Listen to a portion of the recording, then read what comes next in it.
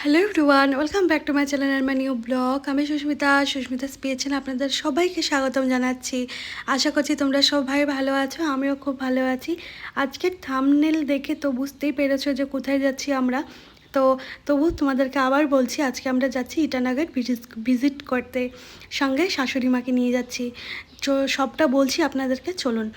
তো দেখুন এখানে নদীর সাথে বিল্ডিং কেমন করে তুলে ফেললো। আমাদের আসাম হলে তো নদীর কতখানি পাড় ছেড়ে দিত যে নদীর পাড় ভেঙে যাবে তার জন্য, কিন্তু এখানে নদীর সাথে একতলা দুতলা না কত তালাই তুলে ফেললো দেখুন।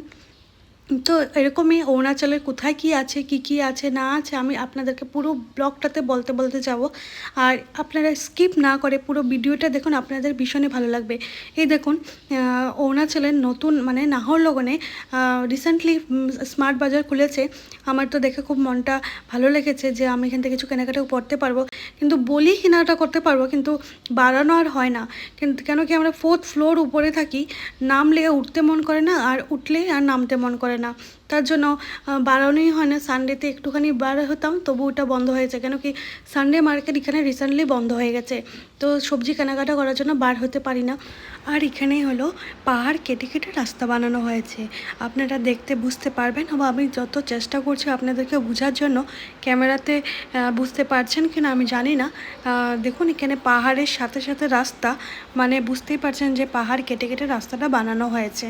তবুও ওখানে রাস্তাঘাট এত ঠিক নেই, তথাপিও যাওয়া যায়, কিন্তু রাস্তাঘাট খুবই খারাপ।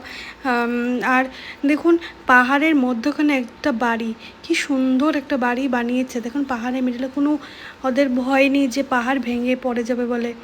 আর যারা কোনোদিনও অরুণাচল দেখোনি, আর যারা পাহাড় এলাকাতে এলাকা কীরকম হয়, কেমন বাড়ি হয়, কেমন রাস্তাঘাট হয় দেখোনি, ওদের জন্যই আমার এই ভিডিওটা বানানো। তো তোমরা আমার ব্লগটা লাইক অ্যান্ড শেয়ার করে দিও। আর যারা দেখছো সাবস্ক্রাইব এখনও করোনি, সাবস্ক্রাইব আর বেল আইকনটা ক্লিক করে দিও। আমরা এখন ইটানগর ঢুকে পড়েছি, এই জন্যই দেখুন ভালো রাস্তা পুরা। তো যতক্ষণ না ইটানগর বর্ডারটা আমরা ঢুকিনি, ততক্ষণ তার আগে পর্যন্ত নাহরলগুন পর্যন্ত রাস্তাটা একটু খারাপ ছিল। ইটানগর ঢোকার সাথে সাথে রাস্তা খুব প্লেন, খুব ভালো রাস্তা, ফুরফুরে যাচ্ছি এই জন্য আমরা।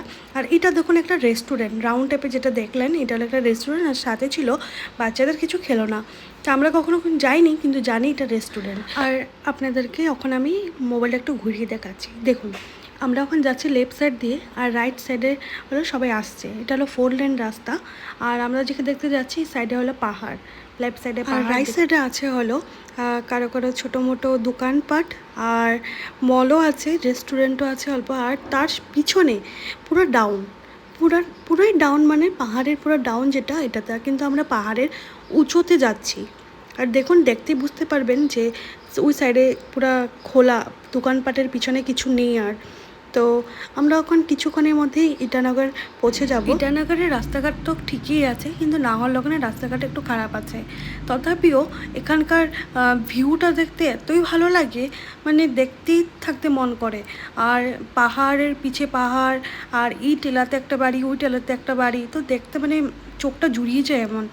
তো আমরা কথা বলতে বলতে এখন ইটানগর পৌঁছে গেছি। এটা এখন ইটানগরের মেন টাউন, আর আমাদের ঠিক গুয়াহাটি শহরের মতোই।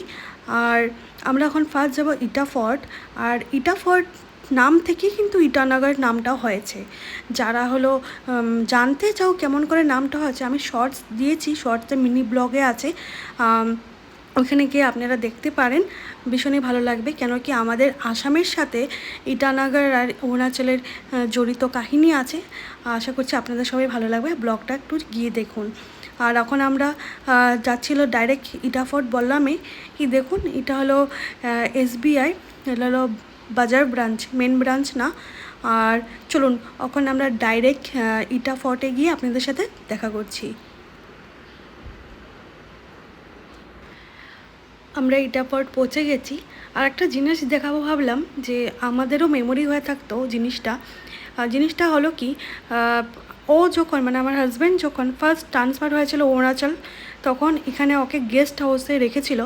সেই গেস্ট হাউসটা দেখাবো ভেবেছিলাম, আর আমাদেরও মেমোরি হয়ে থাকতো। আমরা যখন এজ হতো আমাদের, তখন আমরাও এই ইউটিউবের দ্বারা আমাদের দেখতে পারতাম, কিন্তু সেটা হলো না। ড্রাইভার দাদা এত স্পিডে গাড়িটা নিয়ে আসলো, দেখতে পারলাম না। যাই হোক, মনটা খারাপ না করে ভিতরে যাই। তো এই দেখুন 20 রুপিস করে একটা টিকিট, আমরা 3টা টিকিট নিলাম আর বাবাই টিকিট নেয়নি। আর ভিতরটা চলুন ঘুরিয়ে সবাই সব কিছু দেখাই। আর যে জায়গাটা পয়েন্টেড থাকবে মানে খুব খাস জিনিস থাকবে সেই জায়গাটা আমি বলছি, বাকিটা মিউজিকের দ্বারা তোমরা দেখো। আর আরেকটা কথা বলছি, তোমরা কিন্তু ভিডিওটা পুরোটা দেখো। এটা আমাদের ইটাফোর জায়গাটা পুরোটা, ভিতরে যেটা মেমোরি আছে সেটা আমাদের আসামের রাজা, আমরা গর্বিত যে আমাদের আসামের রাজা এসে এখানে একটা কিছু করেছে। তো কাহিনিটা যদি তোমরা জানতে চাও আমি আবার বলছি যে আমার ইউটিউবে যে শর্টসে আছে, মিনি ব্লগে আছে, গিয়ে জানতে পারো। আমাদের আসামের রাজা বানিয়েছে, তোমরা স্কিপ না করে পুরো ভিডিওটা দেখো, ভিতরে কি কি আছে আমি বলবো, তথাপিও তোমরা দেখো। আচ্ছা আমার হাত ধরো।